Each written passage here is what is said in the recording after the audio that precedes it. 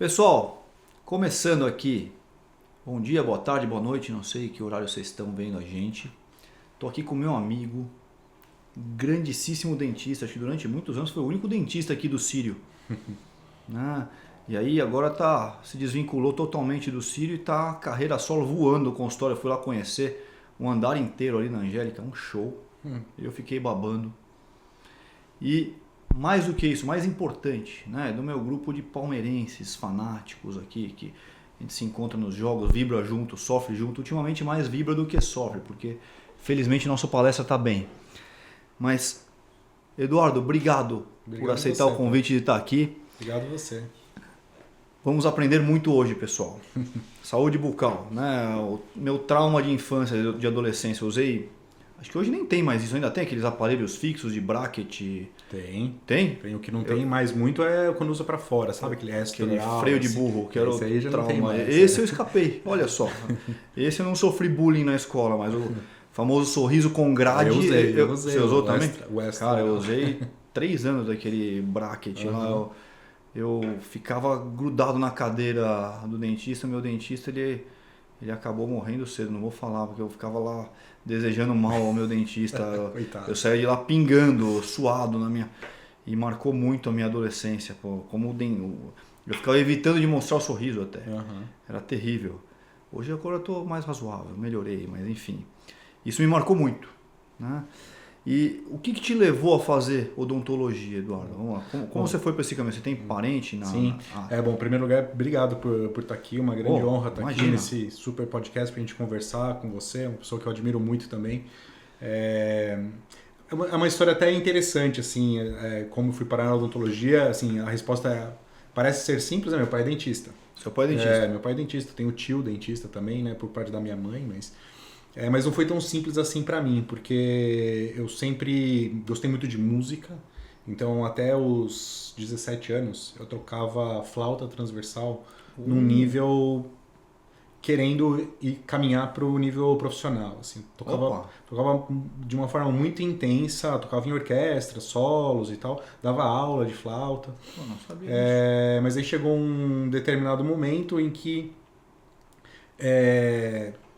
pesou um pouco assim ser músico no Brasil, de repente ter que ir para fora muito jovem, talvez não tenha sido muito incentivado em casa para ter essa carreira também, que eu até concordo pelas questões do Brasil, música no Brasil. Sustentar a família com flauta transversal não é fácil, Exato. Então, aí eu fui inclinado a decidir por outras coisas e talvez numa antítese, talvez numa renúncia daquilo que eu estava vendo que eu tinha talento, que é cuidar de gente, cuidar de pessoas.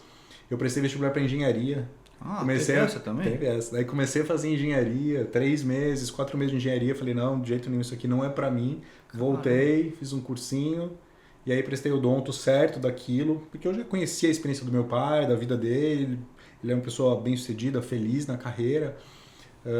E aí caminhei para odontologia, entrei na Unicamp, na mesma escola que ele estudou, 20 anos depois. Então, muitos dos professores dele acabaram sendo meus professores. Caramba, tem os pré-históricos lá que ficam eternamente. E aí, então, daí foi tudo muito bom, muito tranquilo. Meu pai me auxiliou durante meu início de carreira, durante minha graduação, início de carreira. Então, foi tudo muito, muito bom. E obviamente que eu tenho esse bias, esse viés. E seu pai já tinha consultório montado, isso te ajudou também? Sim, meu pai, eu sou de Jundiaí, então logo que eu me formei, na verdade assim, logo que eu me formei eu já decidi fazer pós-graduação, né? Então eu já fiquei fazendo mestrado, especializações, mas o tempo que eu tinha eu voltava e atendia na clínica dele em Jundiaí, que foi um grande facilitador também da minha carreira, porque ele me ofereceu uma sala, um consultório.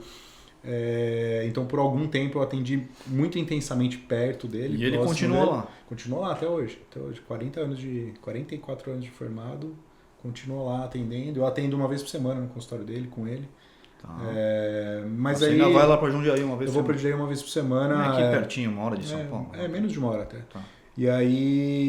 Mas aí quando eu vim fazer o doutorado em São Paulo, aí a Cissa, minha esposa, a gente já namorava desde a graduação, também veio para fazer o doutorado aqui em São Paulo. E aí as coisas começam a acontecer aqui, né? Então a gente abriu o nosso consultório aqui em São Paulo, aí eu fui trabalhar em alguns hospitais, eu trabalhei no AC Camargo, trabalhei no ICESP, aí eu vim aqui para o Sírio. Então as coisas foram acontecendo aqui e a gente conseguiu se estabelecer somos de carreira aqui. A Ana Cília passou no concurso para a USP, então foi ser docente na USP. Então a gente se estabeleceu aqui em São Paulo e eu fui deixando de estar tão presente junto com ele. E você se especializou em odontologia geral ou você faz mais implante? Não, na verdade assim, tem duas áreas que eu sempre me interessei muito. Uma área que é pouquíssimo comum, que se chama estomatologia, que é o diagnóstico de doenças da boca. Então, essa é uma das minhas especialidades, estomatologia. Isso é bom. Inclusive, esse é o grande elo que me traz ao hospital, a conexão com médicos, porque dentro da estomatologia existem outras subespecialidades, vamos dizer assim, como a odontologia hospitalar, que hoje até é uma especialidade separada, mas odontologia hospitalar, odontologia para pacientes oncológicos, e isso que me trouxe ao atendimento mais próximo do hospital. E afta é com você, então? Afta é comigo, A afta é o mais simples de tudo, né? É mesmo? Das patologias de boca é a mais ordinária. Tem alguns corintianinhos que aparecem com umas aftas de terceiro grau aí que não dá pra... Aí tem que ver o que afta que é essa, né? Às vezes não é simplesmente afta. Mas já se sabe a causa de afta? Pensando não, assim. não sabe. Não sabe. Não, na verdade, assim, entende-se que por algum motivo as pessoas que têm mais susceptibilidade, tem pessoas que têm susceptibilidade, né? Tenho muita afta. Por algum motivo ele tem um epitélio mais frágil, um epitélio mais delgado, e aí microtraumas, que pode ser por um alimento. Comigo é assim, fez um trauma na mucosa jugal. Uhum. Cicatriza com afta. Mas isso é um pouco não é todo mundo. Varia e essa variabilidade parece que está no padrão de epitélio, alguma coisa assim, mas não se sabe muito bem. E até porque, só tem uma coisa curiosa, né? Até porque a afta é uma coisa que tem começo, meio e fim, mesmo se você não fizer nada, certo? Mas vai durar 4, 5 dias. Então gera pouco interesse de pesquisa, de remédio, de produto. Até por isso que não se sabe a causa até hoje. Claro, porque é uma coisa, né, que não tem muita relevância clínica assim. Minha outra especialidade é endodontia, que é tratamento de canal. São duas áreas que eu gosto bastante e por isso eu até me especializei. Mas o que acontece é que a minha trajetória foi me moldando para ser clínico geral. Então, ao longo da minha carreira, eu fui me fazendo cursos de atualização, não especialização como título, mas de cursos de imersão em outras áreas, porque principalmente o atendimento hospitalar exige, por exemplo, você está aqui atendendo num hospital, você é dentista referência naquele hospital. Não dá para... Tem que ver tudo. Tem que ver tudo. Você tem que ter uma noção geral, tem que saber lidar com a grande parte das questões clínicas. E isso foi me fazendo ser um clínico geral. Então, grande parte dos meus pacientes hoje eu atendo como clínica geral. Ignorância minha total. Você tem quantas especialidades odontológicas hoje? A odontologia? É uma boa pergunta, mas a gente tem talvez 20 especialidades odontológicas. E quando eu tiver que encaminhar para alguém, eu já encaminho para o especialista ou encaminho para um clínico geral e ele direciona? Acho que eu prefiro dessa forma. Como deveria ser a medicina, mas enfim, na minha opinião, né? Exato. Eu acho que as pessoas têm dor nas costas, vai no ortopedista, não vai no clínico geral. Exato. Tá. O ideal seria encaminhar para o clínico. Todo mundo tem um clínico como funciona na minha clínica, né? Então eu atendo Você recebe a pessoa e direciona. E eu direciono se realmente são casos para o especialista, aí eu direciono o caso para o especialista. E qual que é a especialidade, digamos assim, mais diferente da odontologia que você vê? Eu acho que estomatologia é uma especialidade muito diferente. É a primeira vez que eu ouço, nem talvez seja uma das menos frequentes também, que tem menor número de dentistas especialistas. E é mais recente também? Não, é super antiga. Uma especialidade super antiga. Das mais recentes que estão ao redor da estomatologia, a gente tem PNE, né, que é pacientes com necessidades especiais, então tem odontologia para pacientes com necessidades especiais como uma especialidade. E a gente tem odontologia hospitalar como especialidade, que é algo muito novo, de um ano e meio atrás. E isso que a gente vê, até já entrando numa questão mais polêmica. Dentista prescrevendo remédio e dentista fazendo procedimento fora da boca. Harmonização facial, estética, procedimento em pálpebra, nariz, papada... Isso é algo novo ou já vem há muito tempo? Já é bem visto entre os dentistas? A primeira questão, assim, de remédio, você diz, de prescrição de... Eu entrevistei há algum tempo um cara bem polêmico e Ah. eu deixava bem claro para ele, na primeira frase eu abri, eu falo, eu não concordo com nada que ele advoga aqui, eu deixei isso bem claro. Sim. E foi tudo tranquilo, numa boa, mas assim, ele é uma pessoa que prescreve hormônio como a cura de todas as doenças. Ele não é médico, ele é dentista. Ele é dentista, sei até de quem você está falando. E eu também, obviamente, que completamente discordo. E ele falou que isso é autorizado pelo Conselho de Odontologia, que ele não estaria fora da lei, mas enfim. O que acontece é que sim, nós temos, até por isso que nós somos profissionais liberais também, porque nós temos a responsabilidade de fazer prescrição. Então, o dentista, assim como o médico, pode fazer prescrição de medicamentos e solicitação de exames. Então, eu posso solicitar ressonância, eu posso solicitar tomografia.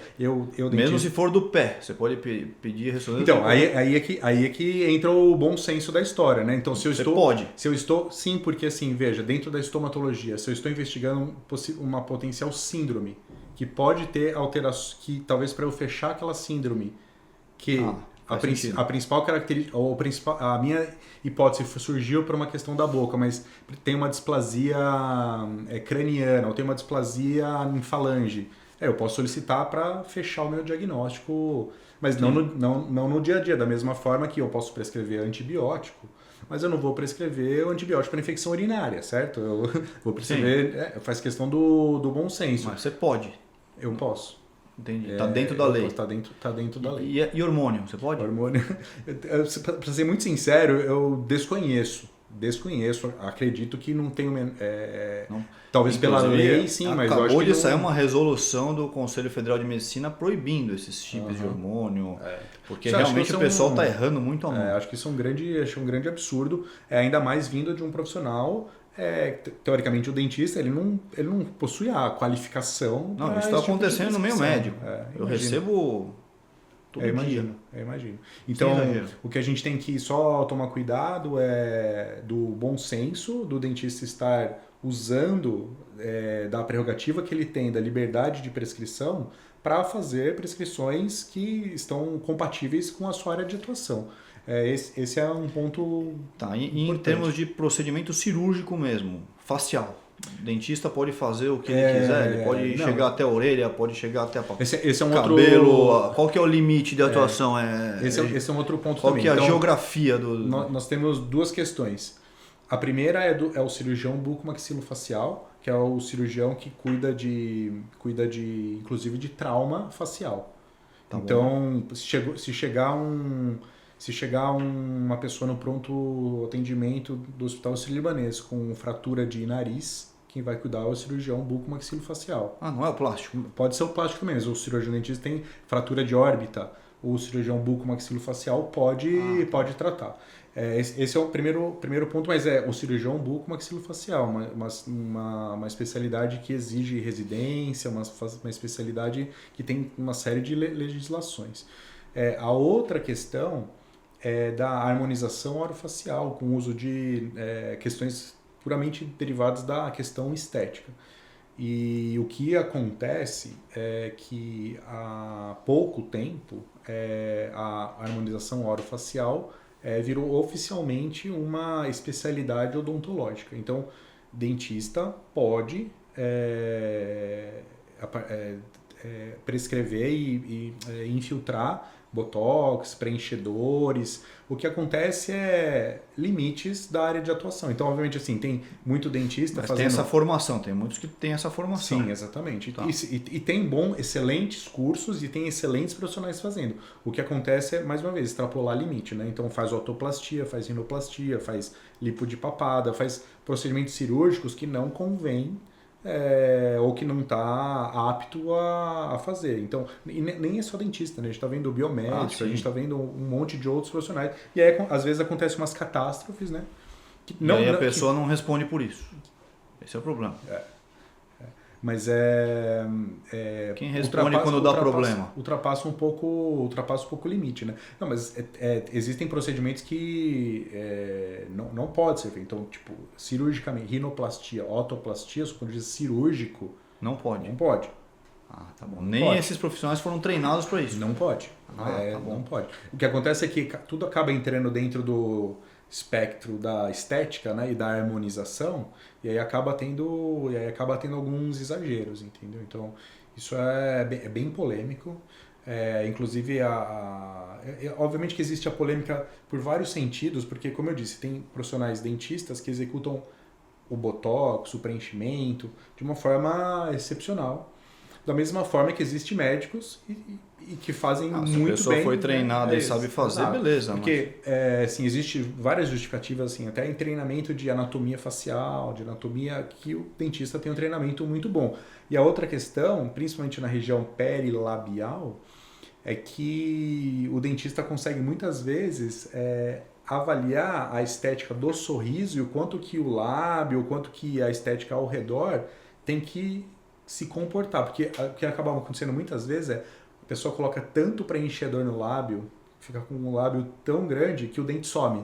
Aí ele vai no dentista para colocar um dente maior, Caramba. porque senão não aparece, né, o dente. E aí, remendo em cima de remendo. Remendo em cima de remendo. Então, um dentista bem formado, bem preparado, sem intenções puramente comerciais e de fazer procedimento, vai saber prescrever e fazer de uma forma que fique realmente bonito, né? Bom, todas as áreas têm isso, mas na minha, com certeza. Tá? Não digo geriatria, mas na área médica, tem muita gente que super indica coisas para extrair dinheiro das pessoas. Né? Na área de odonto, com certeza isso não deve ser exceção. Você deve ter trocentos mil exemplos de pessoa. Não, faz isso aqui, faz isso lá. Qual a recomendação que você tem? Quais são os mais comuns isso daí e como escapar de pilantras? De acho que as principais superindicações é de implante. Então, assim, um dente que... acho que a principal superindicação é implante de dentes que são recuperáveis através de procedimentos clínicos e de que se julga mais fácil tirar e colocar um implante. Canal, por exemplo, recuperaria um dente, ele fala, não, tem que tirar e pôr um implante. Tá? Ou fazer uma restauração. O que acontece é que muitas vezes, numa situação determinada, para você fazer aquele tratamento de canal, aquela restauração, exige do profissional um grau de expertise, um grau de habilidade técnica que muitos profissionais não têm, e aí acaba... E ele não quer encaminhar para quem encaminhar e falar, a minha conduta é essa. E a outra, certamente, que essas facetas, lentes de contatos dentais. Sem dúvida que esse, na minha visão, é outro procedimento que é super indicado de uma forma muitas vezes desnecessária. Então, a gente está vendo... Isso daí abre o olho, implante e faceta. Eu acho que assim... Não estou dizendo que não tem que fazer, mas fica esperto. Sim, é claro. Eu acho que a minha conduta com o meu paciente é sempre deixar as coisas o mais visíveis e transparentes possíveis. Então, assim, hoje em dia é muito fácil a gente fazer uma foto, mostrar uma radiografia, fazer um escaneamento e mostrar para ele, olha, essa situação que está, e são essas as possibilidades, nunca é uma só possibilidade. São esses os caminhos que a gente tem. E a partir disso, explicar sobre prognóstico, explicar sobre o contexto, né? Qual é o caminho para cada uma das resoluções, o tempo, o custo. Então, a partir disso, chegar numa melhor decisão. O que acontece é que muitas vezes, né, a gente vê crianças de 17, 18, 20 anos... Colocando implante. Não digo nem implante, estou falando na situação de colocar faceta. Situações que são completamente não indicadas, sabe? Assim, às vezes fica alguém de 80 anos com um sorriso de 20. Também é um problema. Também tem esse oposto. Só para explicar, faceta é como se fosse um dente que você cola, né? Isso. Só que a faceta, assim, aí tem dois aspectos. De maneira geral, vamos dizer assim, praticamente todos os casos, exige um desgaste. Para você colar uma faceta na superfície do dente, você não pode colar simplesmente sobre o dente, porque senão vai ficar com sobrecontorno, vai ficar com excesso. Esse excesso para a placa bacteriana, infiltra, inflama, infecciona a gengiva retrai, perde osso, é uma cascata de problema. Então você tem que fazer um mínimo desgaste para a peça vir assentar e ficar no mesmo nível. Desgaste. Tá. O problema, você fazer isso num dente que já tem múltiplas restaurações, num dente que tem um problema de forma muito grande, numa pessoa de 50 anos, é uma situação. A outra é pegar um dente que não tem nada, de uma criança de 20 anos, 20 e poucos anos, não, porque eu quero deixar o dente mais branco e maior e facetar o dente, mutilar o dente da pessoa. Porque aquele desgaste é irreversível. E a peça... É um negócio criminoso até. E a peça não vai durar para sempre, certo? O dente não dura para sempre, o dente desgasta, como uma peça vai durar? Então... Quanto tempo dura uma faceta? É difícil julgar porque tem vários elementos, mas vamos colocar assim na média, chutando pro muito bom, assim, 12 anos, 15 anos. Mas se a pessoa fez com 20, aos 35 ela tem que fazer de novo. Tem que trocar. Aos 50 ela tem que fazer de novo. Cada troca é um desgaste. Daqui a pouco não tem mais base para fixar então, a faceta. É um problema, entendeu? É um problema. Aí vai pro implante.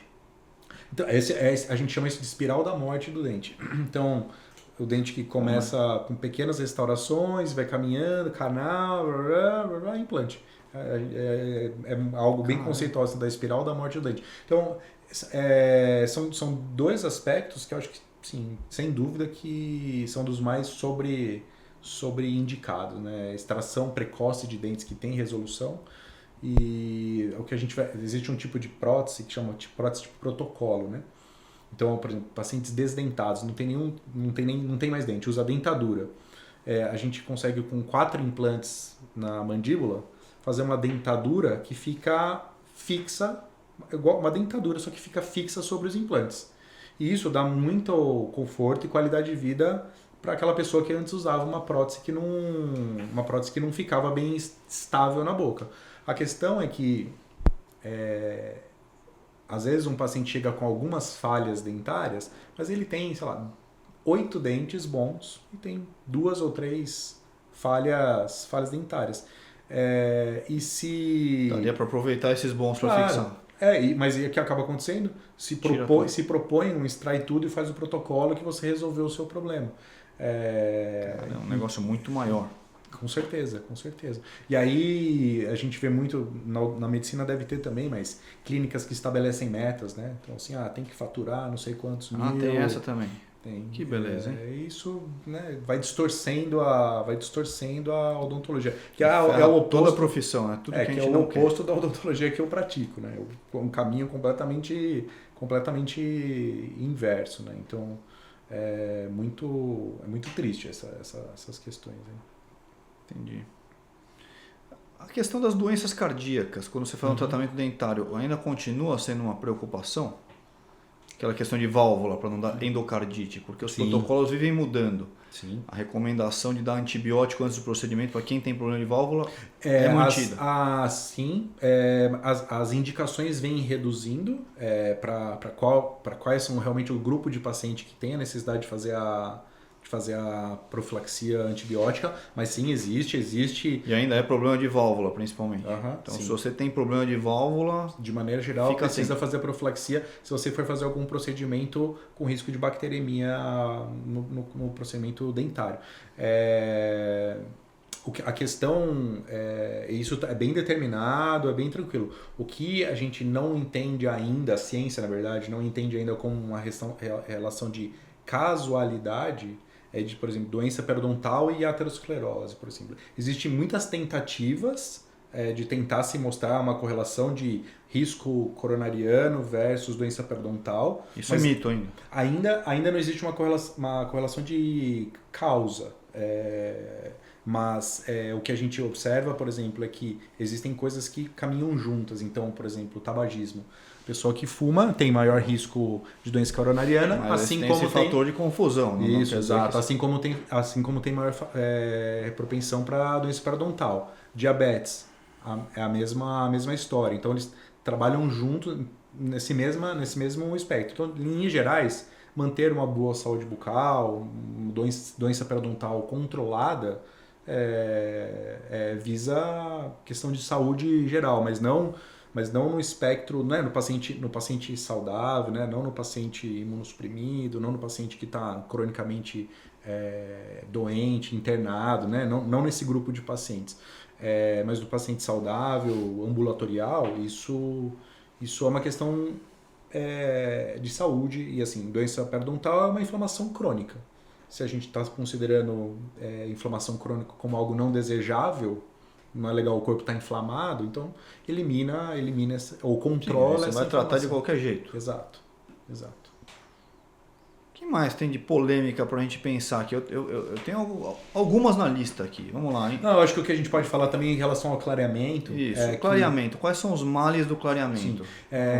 O que muitas das pessoas... Os riscos, né? Sim. A pessoa fica com o piano lá, beleza. Só que aí... O primeiro ponto é assim, grande parte das pessoas que você vê com dente branco na mídia, não é clareamento, lente, faceta com cor não humana, certo? Eu até brinco, a cor que é não humana, certo? A cor é branco azul, né? Branco, né? Branco azul. Né? É uma cor que, assim, eu falo pro meu paciente, isso aqui não é cor não humana. Se você quer uma cor de dente não humano, né? Esse é o ponto. Então, grande parte do que a gente vê na mídia, né? O exemplo clássico na Copa do Mundo foi o Firmino, né? Dente branco. São esses exemplos até criminosos, você falou que são jovens lá, sim, né? Com certeza. Quantos anos o Firmino tem? Sei lá, 20 e poucos. E tá com o dente branco daquele jeito. O clareamento é uma técnica consagrada, super segura, se bem indicada e bem planejada. Porque, tentei fazer clareamento e meu dente ficou muito sensível. E aí é uma falha de diagnóstico e de um tratamento pré-clareamento.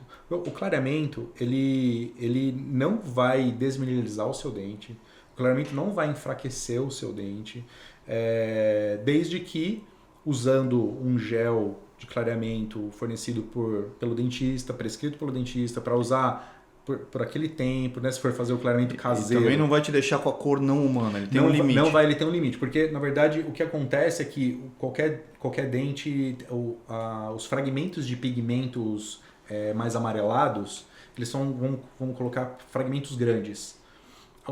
Uma cascata de reação de oxidação que o gel de clareamento promove faz com que esse pigmento grande se transforme em pigmentos menores.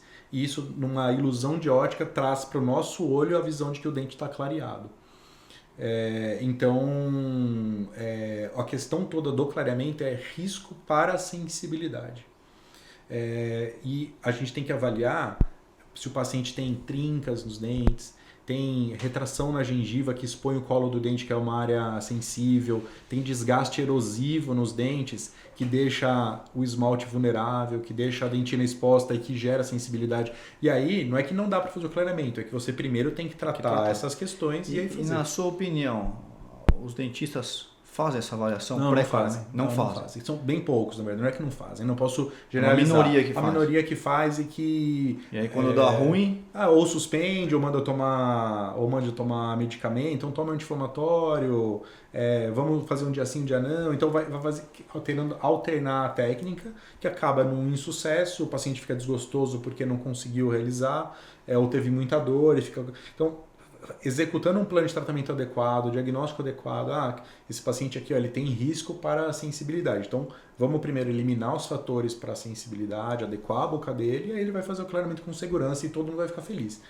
Mas é a minoria dos dentistas que faz isso. O cara simplesmente lasca o clareamento. Porque não parece simples, Paulo, mas não é simples fazer essa avaliação de risco de sensibilidade, verificar se o paciente tem trinca, se o paciente tem a gengiva um pouco retraída, que dá esse risco de sensibilidade. Se a gengiva está retraindo, ele tem uma erosão ali nos dentes, por que está causando essa erosão? Ele é um cara que toma muito ácido, ele toma suco de limão, faz o shot de vinagre, e isso deixa o esmalte dele mais permeável. Vou perguntar dessa aí, hein? Tem dessa. E outra questão só do clareamento... shot de vinagre. Shot da imunidade, né? A questão outra do clareamento é do laser, né? Porque por muito tempo falou-se de clareamento a laser, ou clareamento com laser. O que a literatura ou a ciência mostra, e está bem claro, é que a gente não precisa de luz para clarear os dentes. Então, o gel clareador ele já é elaborado e feito de uma maneira que a gente não precisa de uma fonte de luz para gerar a cascata de reação química que vai gerar o clareamento. Salvo casos muito peculiares e específicos. Então, de maneira geral, 99% do gel do mercado, das técnicas de mercado, não são técnicas para fazer com clareamento com luz. E outra que nunca foi laser, sempre foi LED. Então esse é um outro erro. A gente falava laser porque acho que é bonito, chique, vende, mas nunca foi uma luz laser, sempre foi uma luz LED. Então esse é um outro ponto interessante assim, para a gente saber. Muito bom. E enxaguantes bucais? Isso vende sem receita. Eu acho qual que é o bom, qual que é o ruim, qual que é o... Isso é muito bem colocado. Na verdade, não só enxaguante, mas creme dental, ele é vendido sem prescrição também. Isso. Pasta de dente. São considerados cosméticos, vamos dizer assim, e você pode comprar sem ter over the counter, né? sem ter receita. Com relação ao enxaguante, primeiro aspecto, existem diferentes formulações com diferentes indicações. Então, a mais complexa de todas, para o leigo ir lá e comprar um enxaguante e começar a utilizar, são os enxaguantes com clorexidina na formulação.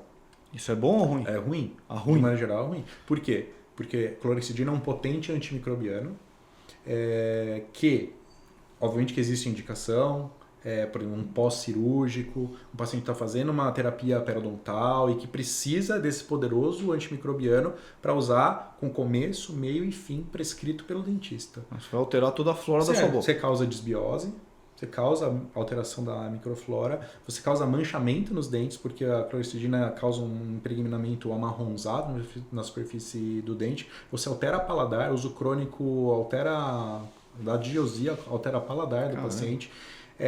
Só que é prescrito, vendido sem prescrição. E por que isso não é regulamentado? É pressão da indústria? Eu acho que é pressão da indústria, principalmente para a questão de ser cosmético. Primeiro que entrar toda uma regulamentação da Anvisa que ia dificultar bastante e até talvez encarecer. O segundo é a dificuldade, assim, então para o paciente comprar um enxaguatório ele vai precisar de uma receita, isso ter as coisas, mas seria o correto. Alguns deveria, né? Seria o correto. No Canadá funciona dessa maneira. Na verdade, no Canadá não vende em farmácia, vende dentro do consultório do dentista. Olha só. Interessante, né? A outra questão do enxaguatório é enxaguatório com álcool. De maneira geral, não é aconselhável usar enxaguatório com álcool. Então, clorexidina e álcool. Clorexidina e álcool, acenda a luz vermelha. A gente sempre tem que tentar evitar. O álcool, ele desidrata a mucosa oral. Ele é muito mais evidente como um fator de causa para câncer de boca quando ele está associado ao tabaco, né? Então, o cara que bebe, que é etilista e tabagista, ele tem um fator de risco para câncer de boca muito, muito maior. Mas existem alguns trabalhos mostrando a casualidade de uso crônico de enxaguante com álcool para o maior risco para desenvolvimento de câncer de boca. Então esse é um outro aspecto. Agora, isso não conta para vinho, você que é um grande enólogo. Não vai. Não conta para vinho, com certeza vinho conta também, com certeza. Então você não pode deixar muito tempo na boca o vinho. O ideal é você fazer um enxágue com água depois, até para neutralizar pH e tudo. Você faz isso? Eu faço, tem que fazer. Quer dizer, não é um enxágue, né? Você toma água depois. Isso. Mas é o suficiente, né? Você lavar a boca com água é o suficiente. A outra dica para quem gosta de vinho aí, pode deixar isso aí. Sem dúvida. Um vinhozinho e depois uma aguinha para dar aquela... Sem dúvida. A outra questão é dos cremes dentais, que parece banal, simples, mas você sabe qual é o creme dental que você está usando? Eu sei que é um da Colgate lá. Eu sei que é um da Colgate. Você sabe qual é o princípio ativo que está lá? Eu não faço ideia. Você sabe qual é o tipo de fluoreto que está lá? Eu uso o que está na pia lá, que a minha esposa comprou. Não é você. Todos os brasileiros fazem dessa forma. Se você perguntar para os dentistas qual creme dental que você está usando, muito provavelmente a resposta da maioria vai ser semelhante à sua. Porém, creme dental... Tô até com medo do que eu vou olhar em casa. Porém, creme dental pode ter repercussões importantes na boca. Primeiro, assim, creme dental tem que ser com flúor. Esse é o primeiro aspecto. Não tem flúor, já... Não tem flúor... Tchau. Mas eu sou vegano. Ok, existe creme dental vegano com flúor. Flúor é uma exclusividade de não vegano, né? Eu nem sabia que creme dental tinha origem animal. Tem teste, mas tem testes em animais. E aí ele não pode ser classificado como vegano. Mas existem cremes dentais veganos com flúor. Mas a pessoa não vai ingerir? Bom, tudo bem, não sei como é que funciona Eu acho que não, isso para um vegano. Ele não pode nem pôr na boca, não é engolir, exato. não pode nem pôr na boca. Não pode ter contato. Primeiro aspecto é essa questão do flúor. Creme dental tem que ter flúor e numa concentração mínima de 1000 ppm de flúor. Até para criança. A partir do momento que a criança tem um dente na boca, ela tem que usar creme flúor dental. 1000 ppm. A quantidade para um nenê, para um bebê, uma criança é pequena, e ela vai crescendo até o adulto, que chega a uma quantidade de, como se fosse semelhante a uma ervilha. Uma ervilha é o suficiente, a quantidade, né, semelhante a uma ervilha é o suficiente para a gente fazer a escovação dentária de forma uma adequada. Ervilha, quer dizer, o pessoal mostra naquela propaganda lá. Mostra na propaganda para acabar o tubo logo, para você comprar logo outro. para comprar mais. Mas em geral põe só um tantinho mesmo, já dá conta do recado. É o suficiente. Esse é o primeiro ponto. A outra, assim, são, por exemplo, os cremes dentais para dentes sensíveis. Então, só usar uma ervilha, 1000 ppm de flúor, máximo de uma ervilha, né? Isso. Creme dental para dente sensível, por exemplo. A pessoa pode estar com o dente sensível, posso ir comprar sem prescrição e sem fazer uma consulta no dentista. Porém, e o creme dental, para dentes sensíveis, funciona. Ele funciona. Se você está com uma sensibilidade no dente, algum tipo de exposição da dentina, se você começar a usar esse creme dental, vai diminuir a sua sensibilidade. Porém, não foi feito o diagnóstico de qual é a sua sensibilidade, a causa da sensibilidade. E se você está tendo sensibilidade porque você está tendo um refluxo, e esse refluxo silencioso à noite está deixando a sua boca com um pH ácido, você está tendo uma erosão do esmalte do dente, que você está sem diagnóstico e você está usando creme dental que está mascarando esse problema. Então esse é um outro aspecto. A Ana Cília, minha esposa, palestra há mais de 10 anos sobre a prescrição individualizada dos cremes dentais. Há 3 anos ela lançou um livro que é best-seller na odontologia há 3 anos de prescrição de cremes dentais. Parabéns, Cissa. Valeu. E a gente tem procurado mostrar a necessidade do dentista ser protagonista nessa prescrição. Porque, veja, você vai no dermatologista. O dermatologista prescreve ali para você grande parte das coisas que estão ali na prateleira para você comprar também, não vai? Até o protetor solar, ele prescreve ali para você, que é algo muito semelhante ao creme dental. Então, a gente precisa, o dentista, na verdade, tem esse trabalho de mudar a visão da população em relação à necessidade de usar um creme dental específico para ela. E aí tem outros cremes dentais que a gente pode conversar, né? Creme dental com carvão ativado, por exemplo, que é um creme dental super abrasivo, que pode estragar suas restaurações, riscar sua restauração, que pode induzir a maior erosão dentária. Se o paciente já tem um quadro de erosão ou de desgaste dentário por conta de substância ácida, apertamento, ele usar um creme dental para carvão ativado, querendo dizer que vai remover mancha, vai clarear o dente, ele vai piorar um aspecto dele. E aí você... Tá, não, conclui aí que eu vou querer um resumão aí dos cremes dentais. De maneira geral, assim, creme dental para carvão ativado, não usa, não compra. Usa, a não ser que tenha uma indicação do dentista. Exato. Creme dental que clareia, não clareia. Então, se você vai pagar mais caro por ele, não pague, porque nenhum creme dental que fala que clareia, ele não clareia. A quantidade de peróxido que tem no creme dental, ela é ridiculamente pequena e insuficiente para promover qualquer tipo de essa é uma lenda boa. Creme dental não clareia. Creme dental não clareia. Isso é polêmico. Os caras vendem como clareando, não dá para processar o cara como propaganda enganosa. Deveria, né? Deveria. Porque isso é algo bastante comum, né? Só que não vai ter o efeito, entendeu? Você não vai conseguir o efeito de clareamento. Então vamos lá, pegando o gancho aí. Uhum. E a escova de dente ideal? A escova de dente ideal... Extra macia, sim, média, dura, sei lá. A escova de dente ideal é sempre com cerda extra macia ou macia, de um tamanho de cabeça compatível com o da sua boca. Então, Então, sempre extra macia. Para que vendem as outras mais densas? Já deveria não estar mais no mercado. Não deveria existir. O que acontece é que as pessoas acham que mas a macia não limpa meus dentes. Eu uso a média, porque senão eu acho que o dente não tá limpo. O que torna a sua escovação eficiente é o tempo de limpeza mecânica e não é a força.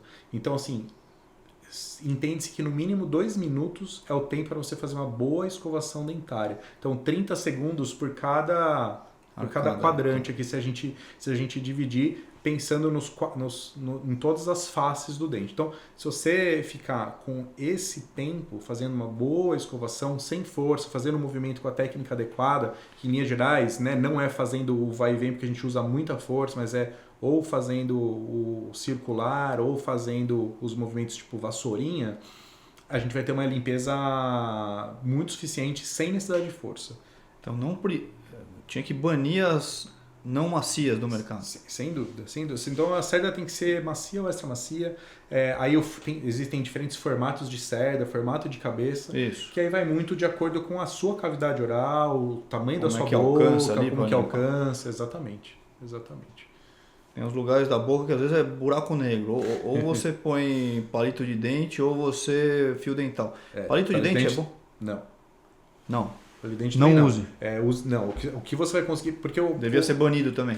Porque, na verdade, assim, ao longo do tempo ele vai promover problemas, principalmente na gengiva, com risco de retração da papila, você vai acabar ferindo a gengiva. E o fio dental não? O fio dental, se usado de forma adequada, não. Porque o fio dental a gente não é para passar e jogar no meio da gengiva, certo? Eu brinco com meus pacientes que fio dental gosta de abraço. Então você tem que passar o fio dental abraçando a superfície do dente, para um lado, para um dente de um lado e depois abraçando do outro. Para você realmente fazer a limpeza na superfície do dente. Se você fala assim, mas eu tenho um espaço aqui que o fio dental não resolve, existem escovas interdentais, que são aquelas escovas que tem um tufinho, Sim. que não vai machucar a sua gengiva, que tem de diferentes diâmetros e você consegue fazer a limpeza naquele local. Vamos lá, fazendo um raciocínio evolutivo aqui, hein? Uhum. Eu sempre gosto de fazer esse raciocínio. Quanto tempo deve durar o nosso dente? Cada vez mais eu vejo nonagenários, centenários com os dentes na boca. Quando eu fui para o Japão 20 anos atrás, não, nem tanto, mais por aí, uns 15, 20, eles estavam com a campanha lá, 80 com 20. Uhum. Eu acho que é perfeitamente possível, Paulo. Acho que é perfeitamente possível, desde que ao longo da vida você conseguiu manter a saúde periodontal e Agora, dentária. hoje você está falando de um monte de tecnologias que os tempos modernos nos proporcionam. Uhum. E os nossos ancestrais, 100 anos atrás, o que acontecia com os dentes dele? Como é que eles conservavam? Eles tinham tanto problema dentário como hoje? O que aconteceu então, você já evolutivamente? Você já deve ter observado em museus, quando você vê crânio lá, tudo com dente na boca, né? Ou com muitos dentes na boca, certo? Bom, não reparei especificamente nisso. Repare, assim, mas muito, né, na evolução lá para trás, neles, com dentes eles na preservavam. boca. Primeira questão, eles não tinham pasta de dente, eles não tinham... Mas veja, primeiro, escova, fio dental, eles morriam muito mais jovens, certo? Isso. Primeiro ponto, 40 anos, 50 anos morria. Perfeito. Segundo ponto, a dieta, de maneira geral, tendia a ser muito menos cariogênica. Tá bom. Nada de industrializado. Segundo ponto, cigarro, por exemplo, não existia também, que causa muito mal para dentes próximos.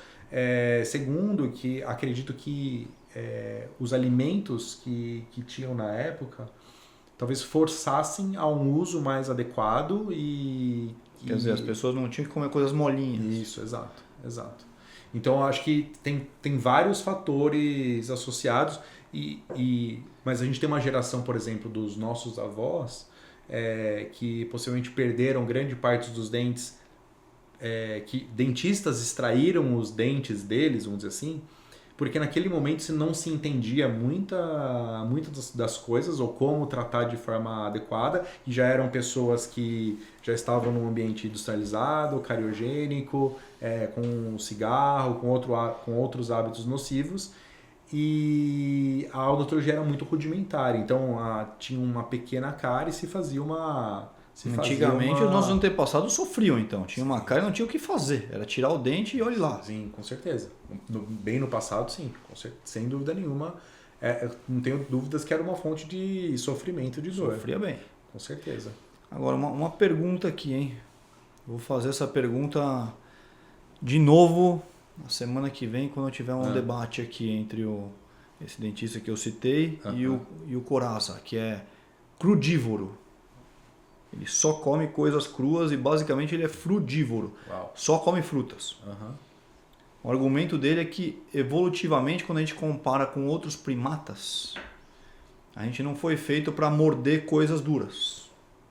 E as frutas não são duras. Então ele vai ver a arcada dentária dos outros primatas, outros mamíferos. Ele mostra lá, o próprio macaco, leão, o que seja.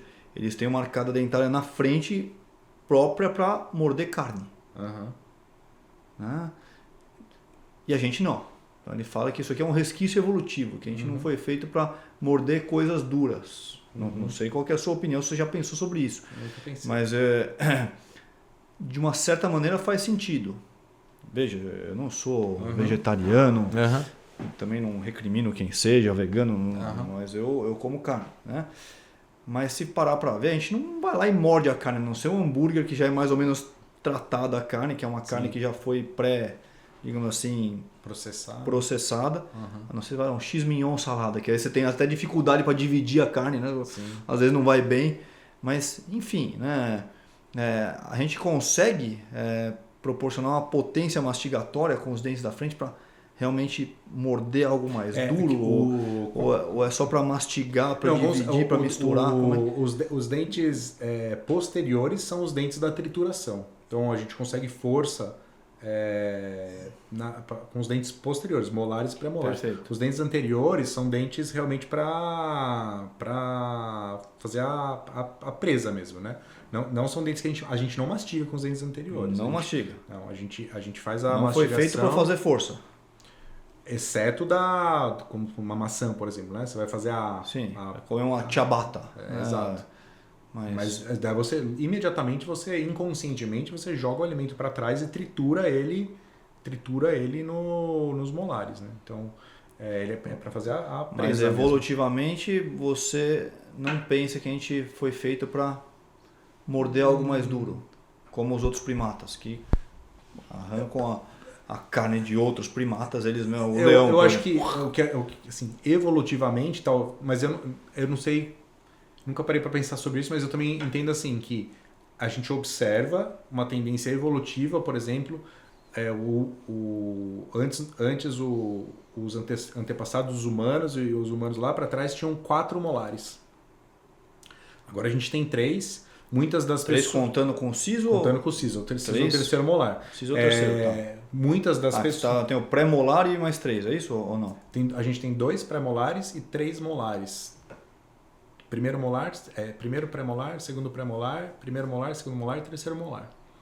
Então são 5 na lateral aqui. Isso, tá. Exato. Isso já contando com o siso. Já contando com o siso. Tá. E o que a gente vê é que o quarto molar, há muito tempo na linha evolutiva, deixou de existir. São raras as pessoas que aparecem ali. Quer dizer, além do siso, o cara ainda tem o azar de... Mas na linha evolutiva, a gente vê que a gente observa muitas pessoas já nascendo sem o terceiro molar, sem o siso, que Que dizem que é sorte até, não precisa tirar. Exato. Tá. Mas é um sinal que, poxa, a gente não usa mais, não precisa mais desse dente.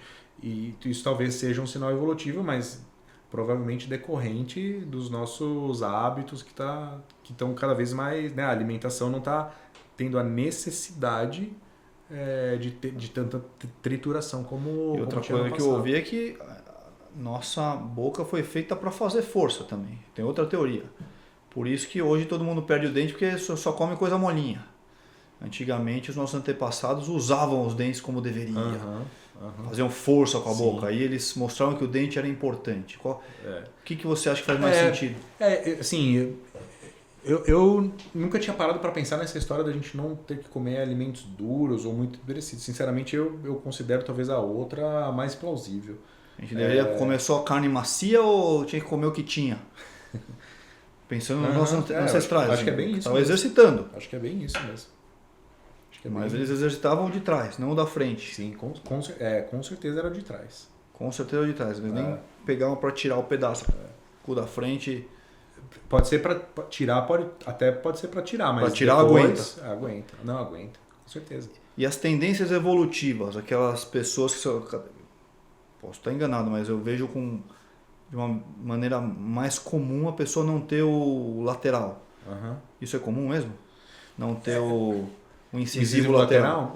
Às vezes não é muito comum, não. Não é? Não é muito comum, não. E ainda é tratado como um problema porque vai gerar um problema estético e também funcional, porque os caninos, eles têm uma função muito importante para nós. Furar.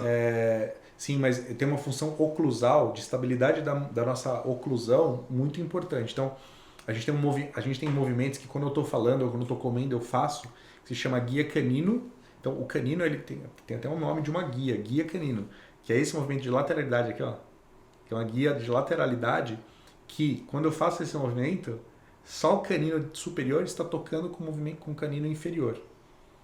Esse é o que eu uso para abrir o melzinho, aquele do saquinho, não é isso? Para abrir o melzinho ou doce de leite. Só que quando você perde essa guia, seja porque o canino desgastou, porque você usou demais ele, ou porque você não tem seja porque você não tem, ele está no lugar dele, quem acaba levando, fazendo o papel do canino acaba sendo os pré-molares. Só que os pré-molares não foram feitos para isso, eles são bem menos robustos, a tábua óssea que fica na frente do canino é bem maior do que os pré-molares e aí acaba causando retração na gengiva, expondo o colo do dente, sensibilidade, fratura de pré-molar.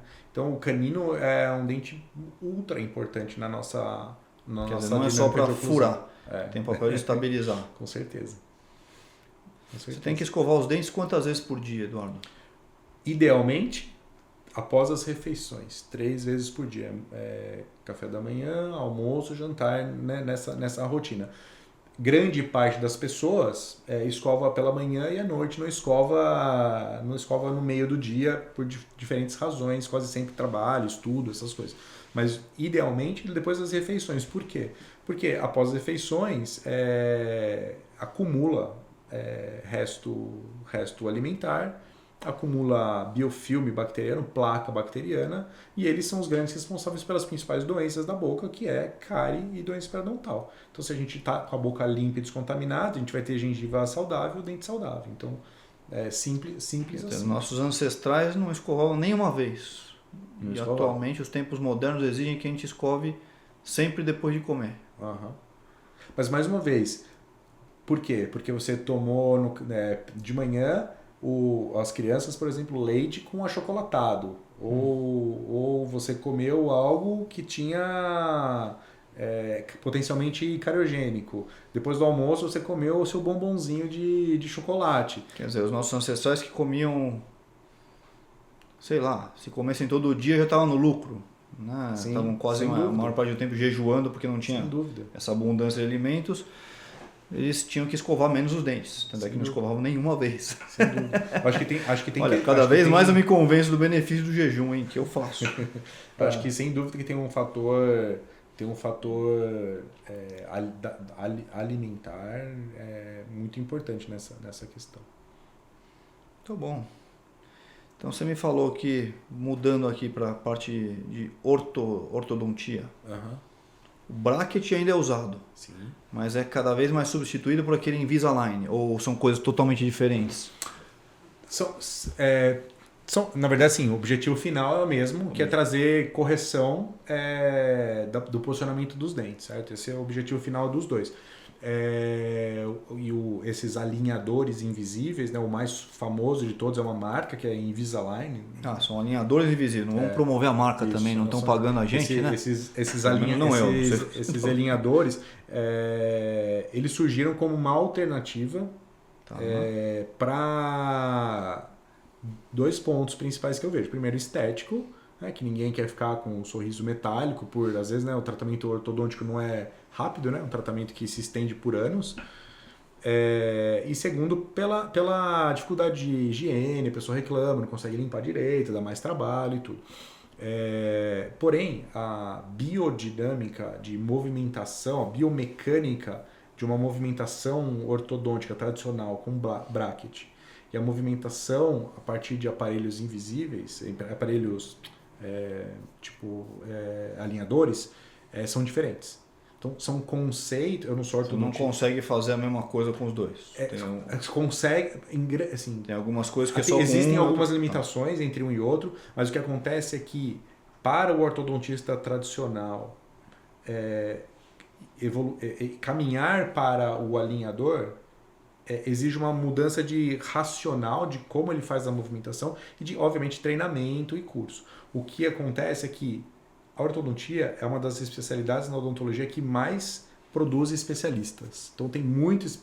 ortodontia e implantodontia são tem as... subespecialidades dentro da ortodontia? Não, digo número. O maior interesse dos dentistas novos é fazer ortodontia e implantodontia. Então o que acontece é que a nova geração aí de dentistas de 10 anos para cá que está se formando, eles já estão indo para esse tipo de alinhador.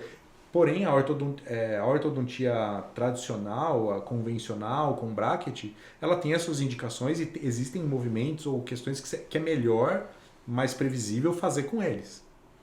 Em contrapartida, existem outras situações de pequenas correções, de pequenos alinhamentos e tudo, que é óbvio que existe uma melhor indicação para os alinhadores. E aí existe todo o meio termo de tratamentos que não é nem para um lado nem para o outro, que as duas técnicas funcionam, só que com uma dinâmica diferente. O outro aspecto é o seguinte, os alinhadores eles são completamente dependentes do uso do paciente. Se o paciente não está com ele na boca, não está funcionando. O outro não tem como fugir. Esse é o meu trauma. Acho que se eu tivesse como fugir, eu tinha arrancado. Então, e aí você não teria usado, você não estaria com os dentes... Não teria. Foi meu trauma de adolescente. Não é fácil, porque assim, não é simples, não é fácil, não é todo mundo que aceita ficar com o aparelho alinhador o tempo todo, exceto quando for se alimentar. Porque para todo outro momento que você do dia, você deveria estar com esses alinhadores na boca, exceto quando você vai comer.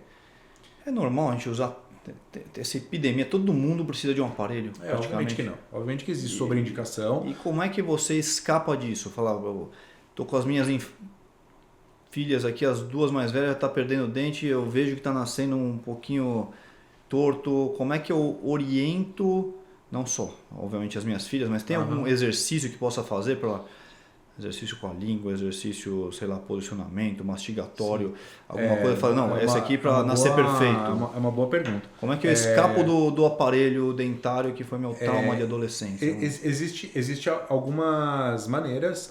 A primeira e a melhor, novamente, é ir num profissional que tem uma visão ampla da ortodontia. E existe uma outra especialidade na odontologia que se chama ortopedia funcional dos maxilares.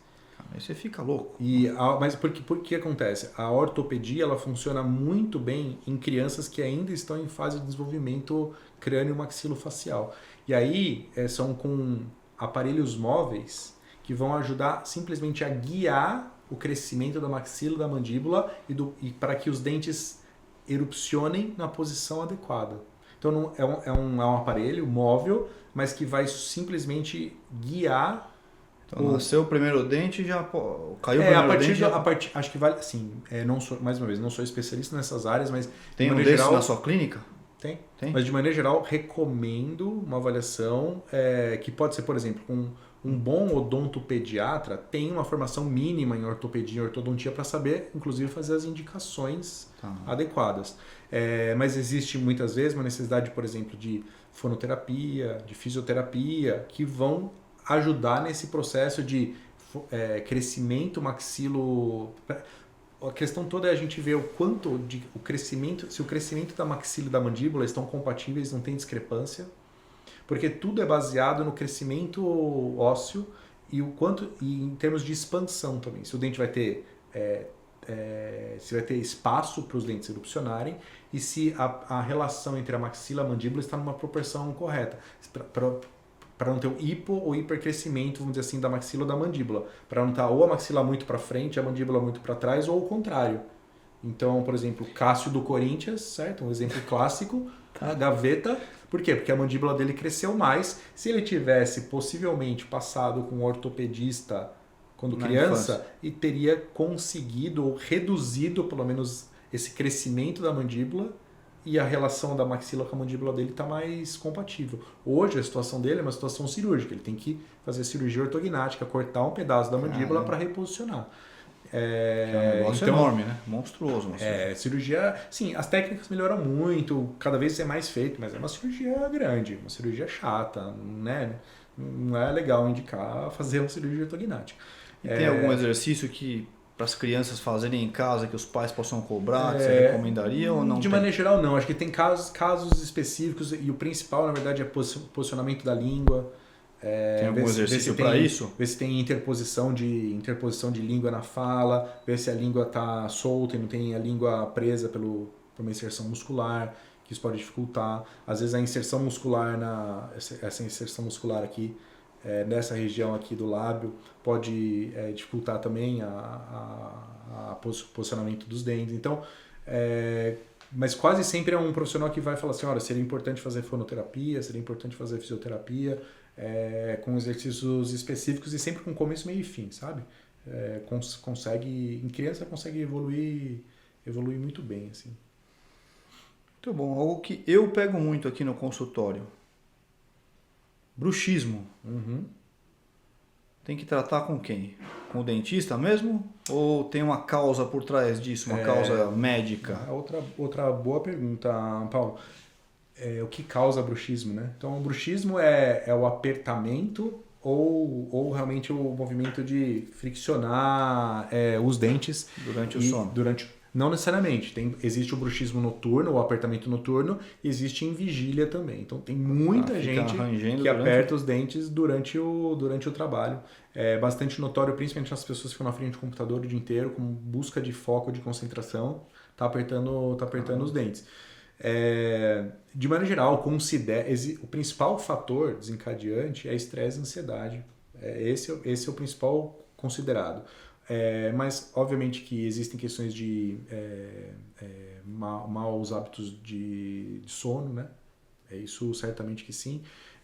Existem alguma relação, alguns trabalhos tentando mostrar o uso de substância estimulante, tipo cafeína, álcool. Isso ajuda ou piora? Piora, como um fator que pode potencializar. Porque o álcool é um relaxante muscular. Bom, a cafeína também tem um efeito relaxante muscular. Mesmo assim, a pessoa tensiona mais.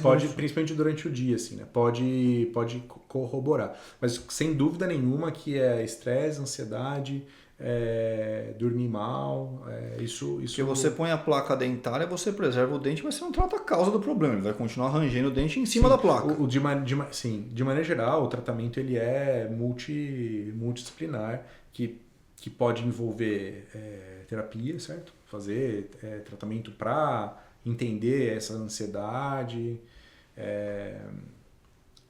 A placa, ela vem para ela tem alguns benefícios. Primeiro é a proteção do dente contra desgaste e eventual quebra, certo? Até das restaurações e tudo. Esse é um aspecto. O outro é que algumas pessoas falam, né, placa mio-relaxante, né? Aquela placa oclusal. O que acontece é que a gente não consegue um relaxamento completo da musculatura, mas para você agora, a gente está em repouso, certo? Em repouso, os dentes não estão em contato. Inclusive, os dentes só deveriam estar em contato quando a gente está comendo em alguns momentos da fala. Todo o resto do tempo, os dentes não deveriam estar em contato. Para eu deixar os dentes em contato, eu estou contraindo a musculatura. Então, se eu interponho uma placa aqui, eu evito a contração máxima do músculo e isso promove um relaxamento, vamos dizer assim, também, muscular. Porque o problema do bruxismo do apertamento... Ele não vai atingir o auge da força de contração de uma seta. Exatamente. Então, não é só a questão dentária, né? Tem muita gente que o problema do bruxismo, para aquela pessoa tem muita dor de cabeça, tem muita dor que irradia para baixo. Tensiona tudo e mais um pouco. Uma placa bem feita, bem executada, indicada, Vai ajudar também no relaxamento. Sem dúvida nenhuma. Mas obviamente que muitas das vezes é um tratamento conjunto com, por exemplo, fisioterapeuta para ver questões posturais, da sua postura. E eventualmente com o médico para resolver a ansiedade, o estresse. Exato. Tende a ser um tratamento multiprofissional. Pode envolver o uso de, por exemplo, relaxante muscular por algum tempo, até o paciente se sentir mais confortável. E o bruxismo ele implica em perda de, digamos assim, perda óssea Por que o dente, aliás, não é considerado osso? Porque o dente não é osso. O dente não é osso, mas enfim. O dente ele tem classificação própria. É isso. É um órgão. O dente é um órgão. É um órgão. Tá. E aí a perda óssea, quando você fala perda óssea na boca, que eu vejo na terceira idade, é da ossatura de sustentação dos dentes. Exatamente. Porque é o que acontece. O dente ele é grande parte inorgânico, assim como o osso. Ele tem uma parte orgânica também. Viva. Então, tem uma parte viva. O dente ele está implantado no osso a partir de um alvéolo, vamos dizer assim. Ele está implantado e entre o osso e o dente existe um ligamento que se chama ligamento periodontal, que é um ligamento com os mesmos componentes de qualquer outro ligamento. Uma cordinha que deixa ele preso lá. Tá. Inclusive, por exemplo, quando você aperta seu dente natural, não é implante, você aperta, você sente uma molinha, certo? Você sente uma ligeira movimentação. Essa ligeira movimentação é o seu ligamento... Tem uma oscilada lá. Tá. O seu ligamento periodontal. Existem diferentes razões ou maneiras para a gente ter reabsorção óssea. A mais comum de todas é a doença periodontal. Então, a gente tem uma gengivite.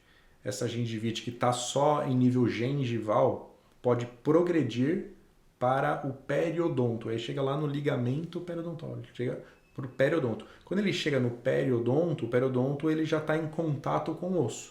Está inflamado cronicamente aquele periodonto, reabsorve osso. Reabsorve osso e não tratado e vai reabsorvendo por conta de uma inflamação. O problema é que grande parte dessas reabsorções por doença periodontal elas são irreversíveis. A gente não consegue fazer o osso crescer de novo. Por isso, e a gengiva, ela o mais comum é a doença periodontal, que faz a pessoa perder a massa óssea pela inflamação.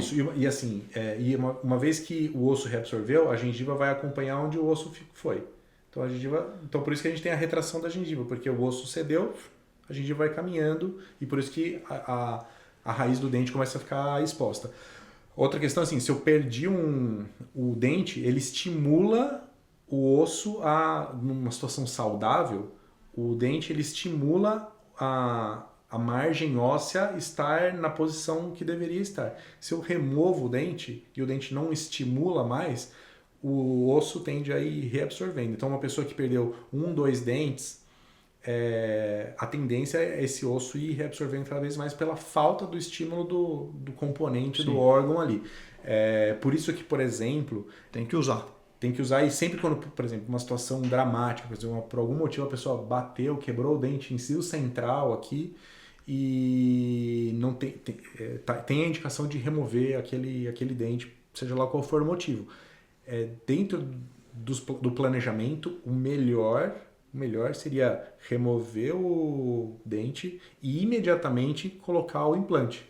Por quê? Porque aí o implante vai atuar, vai estimular e não ter reabsorção e a margem óssea e o limite da gengiva ficar exatamente como era o dente e você não ter discrepância de altura de sorriso.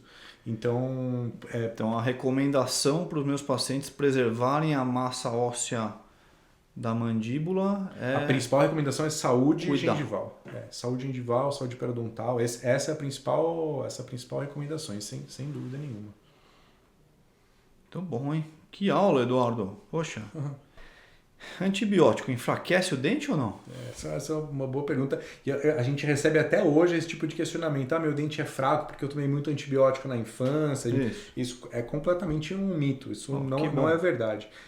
Eu ouvi essa aqui, que eu tomei antibiótico. É verdade?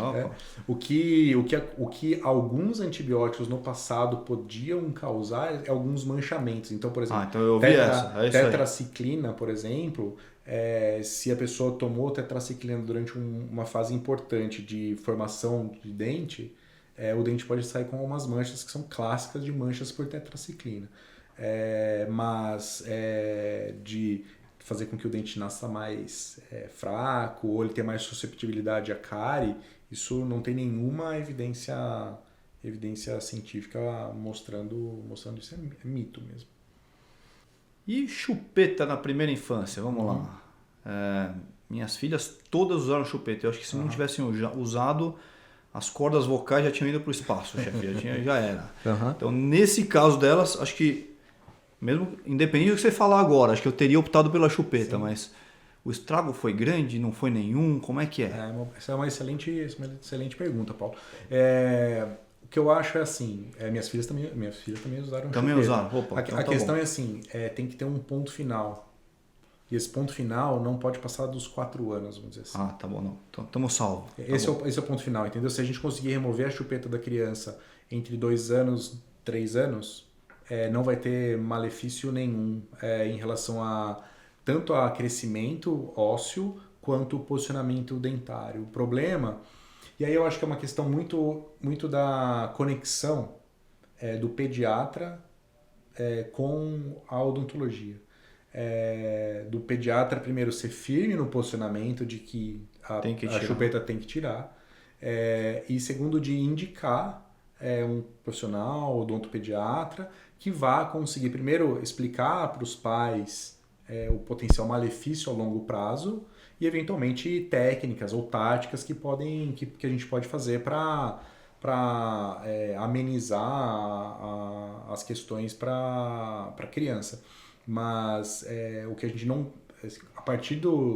após os 4 anos, potencialmente a criança pode ter algum tipo de sequela que, obviamente, na infância você consegue corrigir, mas é às custas de outros tratamentos. Então, tirando entre 2 e 3 anos de idade, que é uma idade que não traumatiza, que a criança já consegue ter percepção da coisa, você consegue ainda criar uma fantasia. As minhas 2 filhas, por exemplo, a gente tirou a chupeta numa fantasia de o Papai Noel levou e deixou um presente. Não importa, o outro tirou. Foi o coelhinho da Páscoa e valeu. e trouxe. E funcionou muito bem, sem traumas, mas vai exigir a firmeza dos pais. Mas eu acho que vindo do pediatra também, esse posicionamento, olha, isso aqui vai fazer mal para o seu filho, eu acho que sem dúvida interfere bastante, né?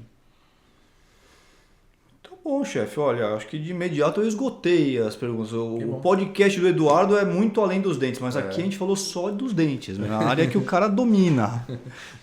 Respondeu com maestria para mim tudo. Eu posso fazer mais um posicionamento? Por favor. Que eu acho bem importante, Paulo. Eu não sei se você tem a noção desse número, mas o Brasil é o país no mundo que tem mais dentistas.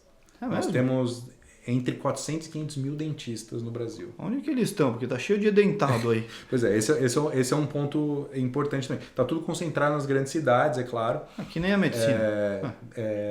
Muitas vezes sucateado, certo? Trabalhando em clínica popular, ganhando menos que pessoas sem nenhuma formação, certo? Lamentável, assim, sabe? Recebe por dia 100 e poucos reais por dia e trabalha o dia inteiro em clínica popular, de serviço, né? Fazendo atendimento muito Sobrevivendo. Mas o ponto que eu quero chegar é assim, primeiro, nós somos 25% dos dentistas do mundo, tá? É um número absurdo, tá? Câncer de boca é o 5º mais frequente em homens no Brasil. Tá? Um tumor extremamente prevalente. E tem muita relação com dentes mal cuidados. Né? Não necessariamente, porque o que acontece assim, 90% dos cânceres de boca ainda são causados por cigarro e álcool. Sinergismo cigarro e álcool, mas cigarro mais importante.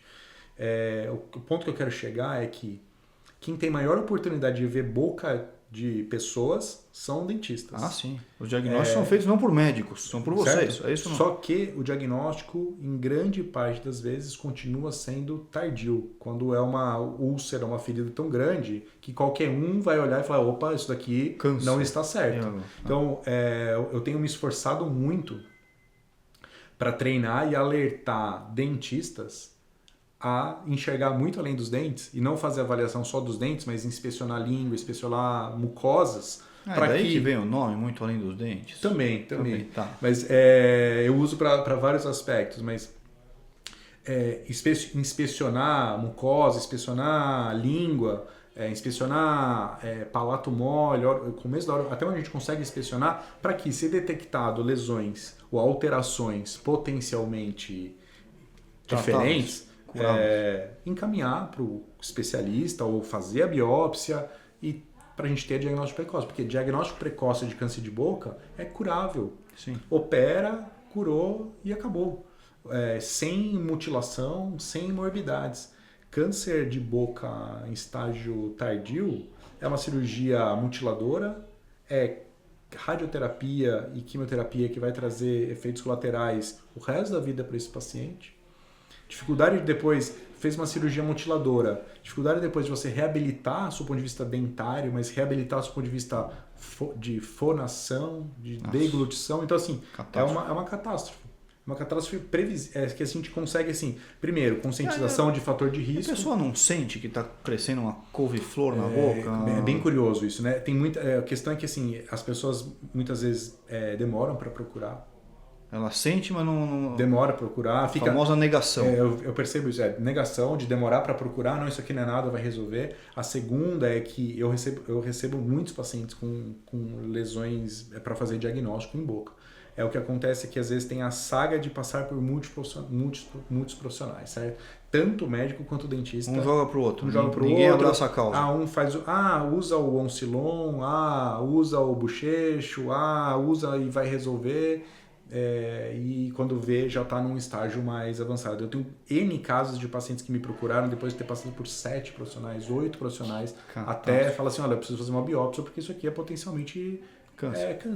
Então, isso é algo que eu tenho debatido muito e, inclusive, tenho procurado orientar assim, faça o autoexame. Existem muitas críticas a autoexames, mas faça o autoexame. Que tem alguma coisa a cavidade oral é simples de você fazer, é um lugar visível. Põe a língua para fora, vai para um lado, vai para o outro, palpa. Sentiu alguma coisa diferente?